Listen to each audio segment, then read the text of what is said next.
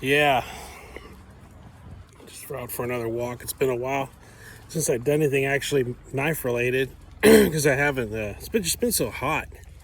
I don't work in the heat no more. I just don't do it.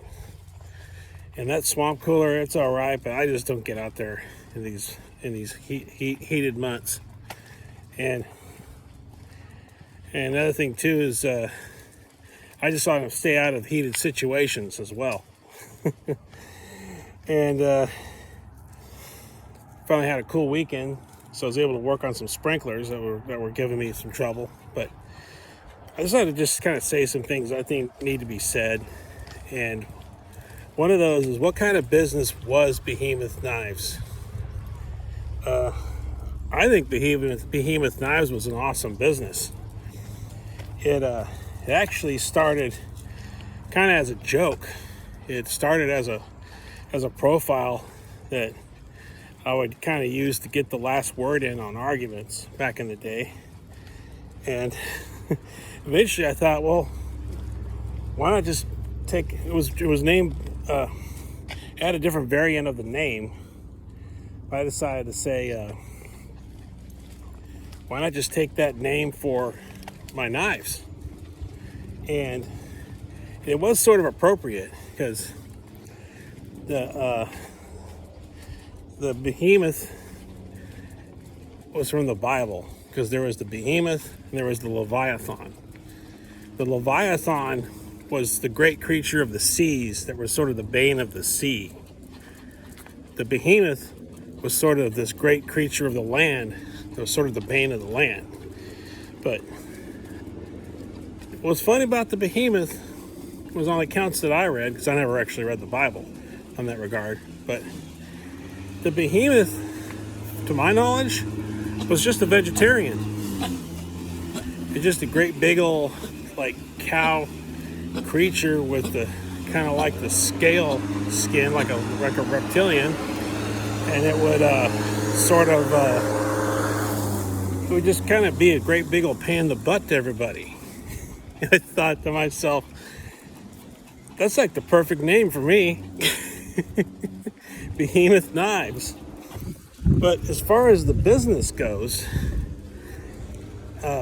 personalities all kind of thrown out the window. As far as the business goes, it was a great business. It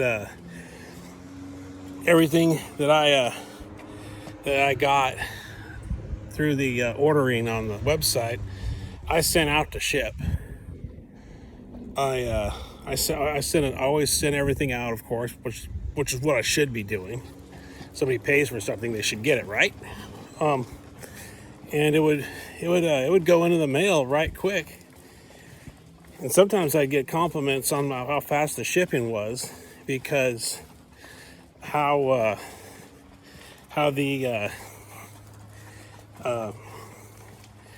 the system worked. I usually get it out before 5 p.m. and a lot of times it would kind of show up maybe the next day or the day after next. And I had a really expensive knife that I bought from a firm, and there was issues getting me the knife there. And I'm not going to sit there and try to troubleshoot what had happened or what. But I'm not going to sit there and point any fingers at whose fault it was. But I'm saying, from my experience, I never had a problem. I always got everything out. A refund. But the thing too was, for a custom handmade knife, the prices were so cheap. I went looking around online, and I think I very well may have been. What you got there? You got something? Here, don't stick your nose in anything there. I may have well got the most cheapest prices for handmade knives online. There's one other maker that could have been cheaper than me, as far as like actual, handmade from a shop to from a custom shop environment. There might have been one other person that could have been cheaper than me, but as far as I know, I was one of the cheapest, if not the cheapest. Valuing the edge holding capability, But the thing was, is every knife I ever made for my personal use out of 440C held a great edge. It held edges on par with a lot of my very expensive production knives, and it did. And I always thought to myself, what's wrong with 440C? I never seen anything wrong with it, and I kind of wish I would have made my stuff out of 440C because of the rusting issues associated with the higher carbon tool steels, why they hold an edge. Not everybody wants to oil the thing every time they use it. Like, who's carrying a little thing of oil with them to oil their knife after every use? Some people do, but I kind of wanted something. I should have thought about something that people can just kind of handle and use, and I should have used 440C for that. That's the only regret I really got. But other than that, it was a great business. It offered a lot of value, offered a lot of quickness, I think, in the way of the shipping. I never really offered overnight or any options. I would just get everything out as fast as I could. Sometimes I'd even go over on my lunch hour to drop off packages. I put them behind the seat of my truck, and I'd go to the post office to drop them off. And yeah, it's pretty funny.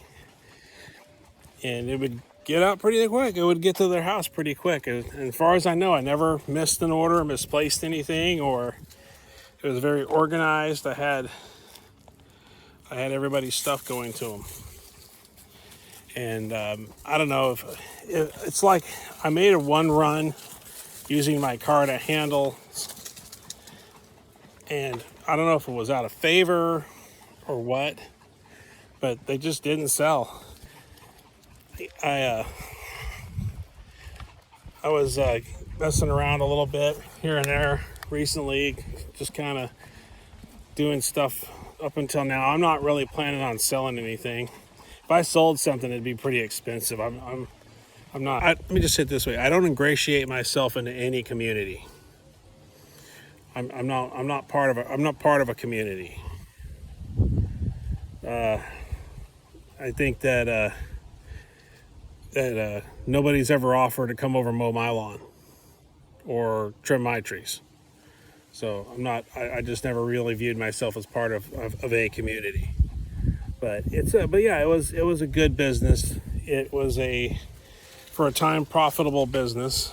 In fact, it was so profitable, I remember one time I got a guy at work who wanted to buy one of my knives, and it sold. I went back and checked my tablet on my lunch hour. I said, I can't give you that knife. It's sold.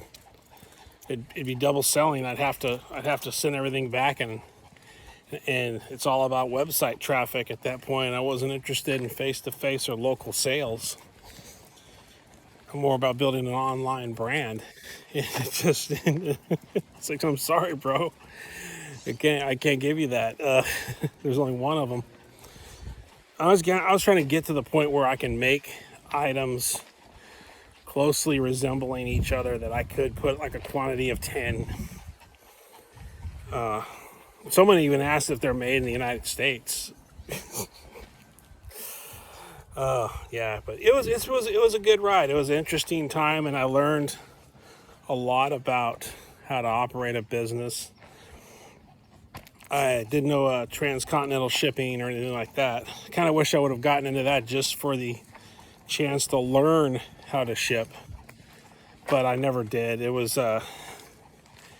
just kind of was just one of those things I never really dabbled in, but I kind of wish I would have dabbled in it just to get used to it. I had people kind of telling me how to do it, but I just never got into it. I never shipped anything overseas, but it's been pretty good. It was good while it lasted. For a time, I even thought maybe I might be doing this for a living, but yeah, it just sort of died off quick. Traffic just kind of fell off, and it's like, why ain't it moving? I don't know.